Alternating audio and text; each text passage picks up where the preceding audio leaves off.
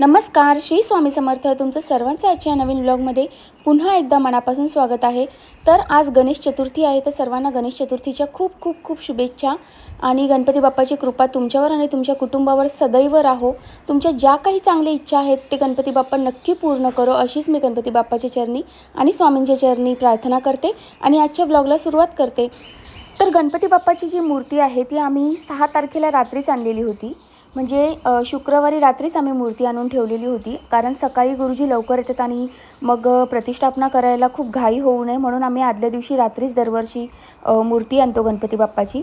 तर मूर्ती तर आणून ठेवलेली होती, पण सकाळी उठून जी काही साफसफाई असते आपली नेहमीची ती साफसफाई मी करून घेतली. झाडू वगैरे मारून लादी वगैरे पुसून घेतली. तसेच मेन डोर जे आहे ते क्लीन केलं. त्यानंतर आपला उंबरा वगैरे आहे तो पण स्वच्छ साफ करून घेतला, कारण मला देवपूजा करायची होती आणि देवपूजेच्या आधी हे सर्व क्लिनिंग करणं फार महत्त्वाचं होतं, कारण पुन्हा दिवसभर मला वेळ मिळाला नसता आणि प्रतिष्ठापनेच्या आधीच हे सर्व क्लीन करणं फार महत्त्वाचं असतं. म्हणून मी आधी सगळी साफसफाई करून घेतली घराची आणि मग नंतर देवपूजा आणि त्यानंतर नैवेद्य वगैरेला सुरुवात करणार आहे. म्हटलं नंतर आंघोळ करूया. आधी सर्व क्लीन करून घेतलं घर वगैरे आणि आता आंघोळ केलेली आहे आणि आता कुठेही हात न लावता पहिले देवपूजा करणार आहे. मला असं वाटतं आंघोळ झाल्या पहिले स्वच्छ देवपूजा झालेली बरी आणि मग त्यानंतरच बाकीची कामं आटोपायची असं. तर मी सगळ्यात आधी देवपूजा करून घेणार आहे, कारण आमचे जे गुरुजी आहेत ते 9ला येणार होते आणि आता 8:30 वाजले, तर अर्धा तास तर मला देवपूजेला लागणारच आहे.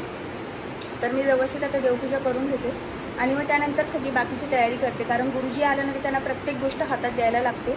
पंचामृतापासून सगळं मला रेडी करायचं आहे, तर यासाठी आधी मी पूजा करून घेते आणि मग त्यानंतर बाकीची कामं मी करणार आहे.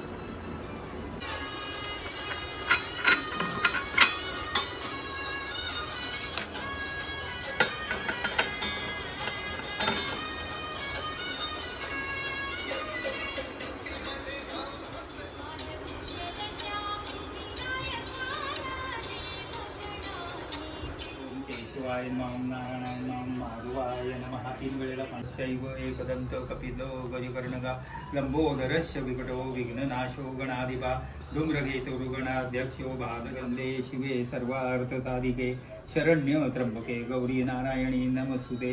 सर्व कार्येषु नास्ति शेषा मंगलम येषां हृदस्थो भगवान् मंगलयतनं हरि तदेव लग्नं सुदिनं तदेव तारावलम्.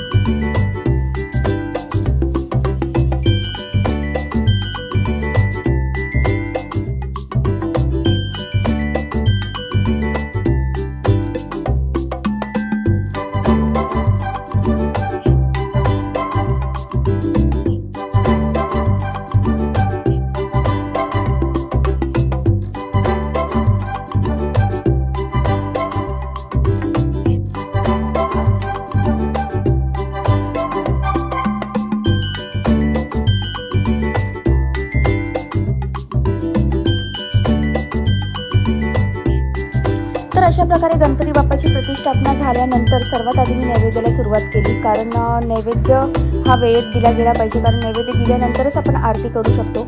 आणि अशा वेळेला घरी पाहुणे वगैरे पण येत असतात आणि सर्वांच्या हिशोबाने स्वयंपाक करायचा असतो, त्यामुळे नैवेद्य बनवायला वेळही खूप लागतो. तर त्यासाठी एक पातळ भाजी, एक सुकी भाजी, डाळ भात असं सर्व व्यवस्थित जेवण बनवावं लागतं. त्यामुळे मी खूप लवकर सुरुवात केली स्वयंपाक करायला, कारण स्वयंपाक वेळेत बनवून रेडी झाला पाहिजे, कारण सर्वांना भूक पण लागून जाते लवकरच.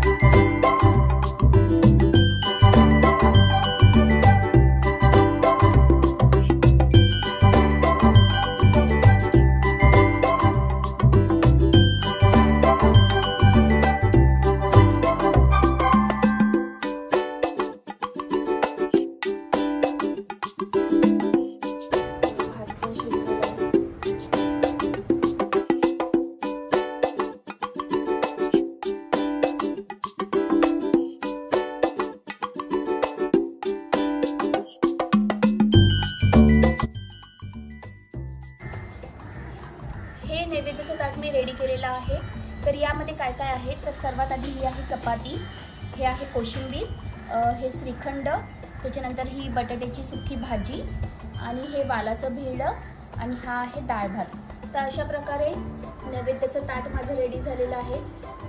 जी माझी इच्छा होती खूप वर्षांपासून की चांदीच्या ताटामध्ये नैवेद्य द्यायचा गणपती बाप्पाला, ती माझी इच्छा आज पूर्ण झाली आहे. थोडंसं ताट लहान पडतं आहे पण ठीक आहे, मी ॲडजस्ट करून घेणार आहे. पण दिसते खूप सुंदर ताट खूप सुंदर दिसते. तर मी आता पटकन नैवेद्य दाखवून घेते गणपती बाप्पाला.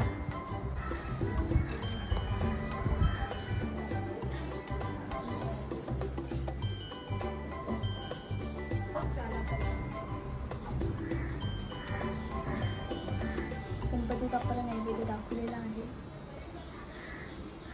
बघा आमचा गणपती बाप्पा किती सुंदर दिसतोय.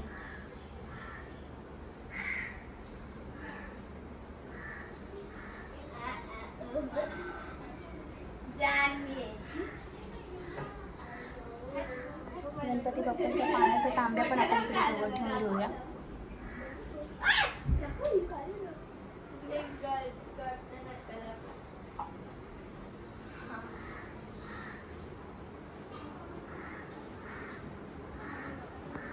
गणपती बाप्पाला नैवेद्य दाखवून झालेला आहे आणि खूप भूक लागली होती, त्यामुळे आम्ही सगळ्यांनी आता जेवण आधी करून घेतलंय आणि त्यानंतर म्हटलं जो काही थोडाफार पसारा आहे तो नंतर आवरूया. तर आता आमची जेवणं वगैरे सर्व झालेली आहेत आणि आता मी हे सगळं क्लीन करते किचन वगैरे. तर दुपारचे 3 वाजलेले आहेत सगळं आटोपता आणि सकाळी 6 वाजेपासून मी अशीच उभी आहे, कामच आटोपते तरीसुद्धा संपत नाही आहे माझ्या मागची गडबड. तर आता हे सगळं आटोपून थोडा वेळ मला आरामासाठी मिळणार आहे, थोडा वेळ मी आराम करणार आहे. मग पुन्हा संध्याकाळच्या तयारीला नैवेद्याला वगैरे सुरुवात करावी लागेल. तर संध्याकाळी अशा प्रकारे मी गुलाबी साडी घालून रेडी झालेली आहे. ही साडी मला खूप आवडली, पण ही माझी नाही आहे, माझ्या बहिणीची साडी आहे, तिने मला दिली होती. त्यामुळे मग मला ती इतकी आवडली की मी ठरवलं की ह्या दिवशी तीच घालायची. आणि सिंपल पण आहे साडी आणि सिंपल आणि सोबर लुक होतं साडीचं, त्यामुळे म्हटलं ही साडीच घालूया. कारण सकाळी मला साडी घालता आली नाही आणि कसं असतं ना, अशा वेळेला आपल्या घरात 4 लोक येतात तर गणपती बाप्पा येतं जरा व्यवस्थित साडी वगैरे घालूनच रेडी व्हायला पाहिजे. म्हणून मग मी साडीच घातली होती. पण मला काही शूट करायला मिळालं नाही कारण सारखं कोणी ना कोणी चालू होतं, त्यामुळे मला नीट शूट करता आलं नाही. तर आता दुसऱ्या दिवसाचा व्हिडिओ सुरू झालेला आहे. हा व्हिडिओ जो आहे तो दुसऱ्या दिवसाचा आहे, सकाळचा. सकाळी इतकं छान ऊन पडलेलं होतं, त्यामुळे इतकं फ्रेश वाटत होतं सकाळी. आणि मी माझं लवकरच लक्ष गेलं की आमच्या झाडाला खूप सुंदर जास्वंदीचं लाल कलरचं मोठं फूल आलेलं आहे. आणि लाल कलरचं फूल जास्वंदीचं गणपती बाप्पाचं फेवरेट आहे. आणि मला इतका आनंद झाला की चला गणपती बाप्पासाठी स्पेशली हे फूल आलेलं आहे. मग कशाला, शक्यतो मी फुलं तोडत नाही, मला नाही आवडत सगळी फुलं तोडायला. मला असं वाटतं की फुलं ही झाडांवरच छान दिसतात. पण आज गणपती बाप्पाचा मान आहे लाल फुलाचा, त्यामुळे मग मी एक लाल जास्वंद आहे, एक पिंक कलरचं आहे आणि एक व्हाईट कलरचं जास्वंद आहे, तिन्ही फुलं तोडली गणपती बाप्पासाठी. आणि मग म्हटलं आपण गणपती बाप्पाच्या हातामध्ये ठेवून देऊया हे जास्वंदीचं फूल. कारण असं होत नाही की असं म्हणजे फार दुर्मिळ योग आहे हा की गणपती बाप्पा आलेले आहेत घरी आणि तेव्हाच जास्वंदीचं लाल फूल मिळावं. शक्यतो असं होत नाही, त्यामुळे म्हटलं मिळालं आहे तर आपण गणपती बाप्पाला वाहून देऊया. बघा किती छान दिसतंय ना गणपती बाप्पाच्या हातामध्ये लाल लाल जास्वंदीचं फूल. खूप सुंदर दिसतोय आपला गणपती बाप्पा. आणि मी स्वतः मोदक व्हायला नव्हता, त्यामुळे मी पण मोदक वाहून घेतला. आज आहे गणपती बाप्पाचा दुसरा दिवस. आमच्याकडे 1.5 दिवसाचा गणपती असतो आणि आज दुसरा दिवस आहे गणपतीचा. तर आज म्हणजे मला ब्लॉग करायला वेळच नाही मिळाला कारण इतकी गडबड चालू आहे, सारखं कोणी ना कोणी घरी येत आहे आणि सगळ्यांना अटेंड करण्यामध्ये माझा एवढा टाईम निघून गेला की मला ब्लॉग करायचा वेळच नाही मिळाला. फायनली मला थोडासा वेळ मिळाला तर मी पटकन व्हिडिओ ऑन केला. तर आज नैवेद्यासाठी मटकीची भाजी, चपाती आणि डाळ भात बनवला आहे. आणि स्वीटमध्ये शिरा आणला होता. आमच्या ज्या आहेत एक माझ्या खूप आमचे जुने संबंध आहेत त्या साईच्याही बोलतो आम्ही त्यांना, तर त्यांनी शिरा आणला होता स्वीटमध्ये. तर मी काही स्वीट बनवलं नाही, फक्त डाळ भात आणि मटकीची भाजी आणि चपाती बनवली होती. तर आता नैवेद्य दाखवलेला आहे गणपती बाप्पाला आणि आता आमची आरतीची वेळ झाली, तर आता आम्ही आरती करणार आहोत. तर आरतीनंतर आम्ही सगळेजण जेवणार आणि मग संध्याकाळी गणपती बाप्पाचं विसर्जन, कारण 1.5 दिवसाचा गणपती आहे त्यामुळे यो विठ्ठले माझे माऊली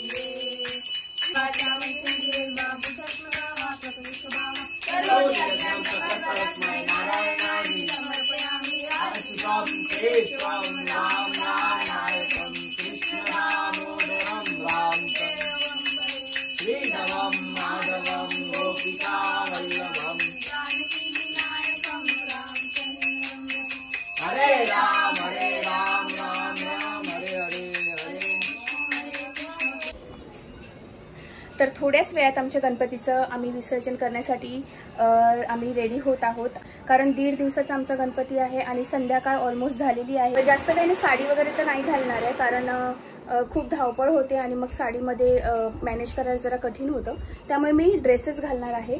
तर मी आता पटापट माझी तयारी करून घेते, कारण मग एकदा सर्वजण यायला सुरुवात झाली की मग मला तयारी करता येत नाही. तर आता कोणीच नाही आहे, तर मी पटापट माझी तयारी करून घेते. आणि बाकीचे आमचे जे फॅमिली मेंबर्स आहेत, म्हणजे जाऊ आणि दीर वगैरे आलेले आहेत, ते सर्व बाहेर बसलेले आहेत. जर कोणी पाहुणे आले तर ते त्यांना अटेंड करते. तर तेवढ्या वेळामध्ये मला पटकन रेडी व्हायचं आहे, तर मी पटापट रेडी होते. आणि आता काही वेळामध्येच आम्ही आमच्या गणपती बाप्पाला घेऊन निघणार आहोत, तर म्हणून मी आता पटकन रेडी होते. तर हे बघा, मी रेडी झालेली आहे आणि थोड्याच वेळामध्ये आमच्या बाप्पाचं विसर्जन होणार आहे. खूप वाईट वाटतंय, बाप्पा आम्हाला सगळ्यांना सोडून जाणार आहे.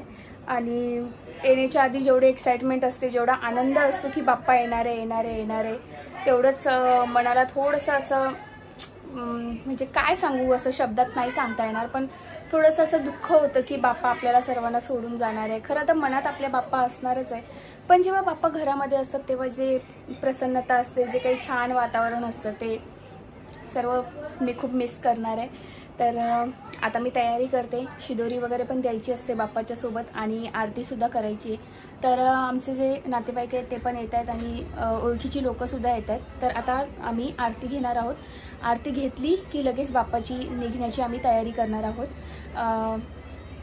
कसं आहे ना, जसजशी वेळ जवळ येते ना बाप्पाला निरोप देण्याची, तसं थोडंसं मनाला कुठेतरी त्रास होतोय थोडंसं, की नाही जावं बाप्पाने असं वाटतं, पण काही ऑप्शन नाही आहे. शेवटी बाप्पा जाणार तेव्हाच तर पुढच्या वर्षी पुन्हा येणार, असं मनाला कुठेतरी समजवते मी आणि तयारी करते आता बाप्पाच्या निघण्याची. तर मी तुमच्याशी तुम्ही कनेक्टेड राहा, कुठेही जाऊ नका, कारण मी बाप्पाचं विसर्जन सगळं दाखवणार आहे या व्हिडिओमध्ये.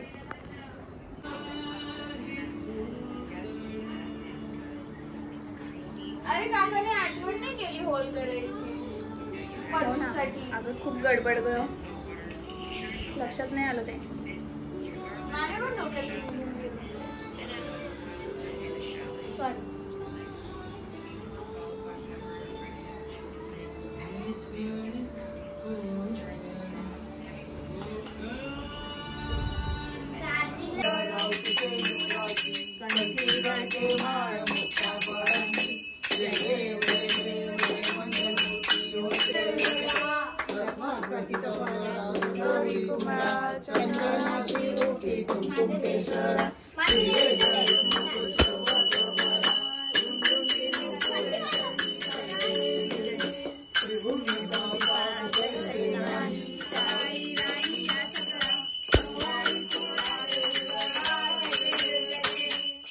आरती झाल्यानंतर लगेच आम्ही विसर्जनाची तयारी सुरू केली, कारण पुढे आम्हाला परत लेट झालं असतं, म्हणून आम्ही पटापट आवरायला सुरुवात केली. आणि गणपती बाप्पाचे जे निघताना जे रिच्युअल्स असतात, ज्या काही गोष्टी असतात, त्या सर्व करायला सुरुवात केली.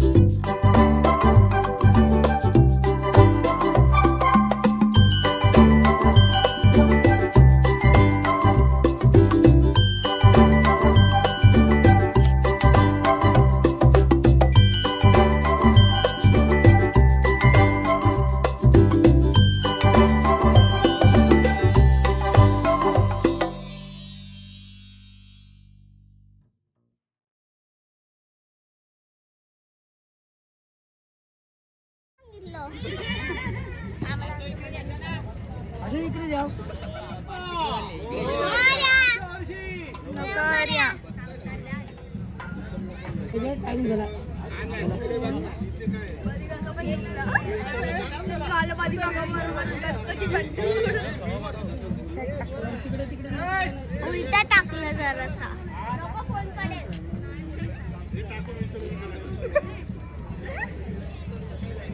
परत आलाय द्यायचं ते बघा अरे बदी का अशा प्रकारे अगदी जड अंतकरणाने आम्ही गणपती बाप्पाचं विसर्जन केलं आणि मग त्यानंतर घरी आल्यानंतर पुन्हा एकदा आरती करायची असते. पण तो जो गणपती बाप्पाची जी जागा असते ना ती अशी रिकामी असते की बघून एकदम कसं तरी होतं की आपला गणपती बाप्पा गेला. फार वाईट वाटतं. लवकर एकदा संस्कृती स्वरा कशी बोलते. हा लवकर काय आता विसर्जन झाले. आता विसर्जनची पुढची आरती आता तुम्ही ऐका आणि बघा. चला बघूया आरती.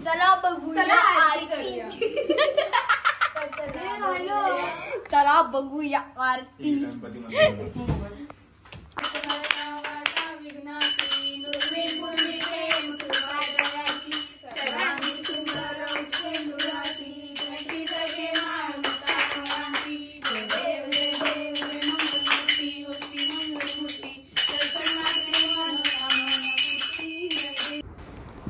आरती झाली आणि सगळेजण आपापल्या घरी निघून गेले.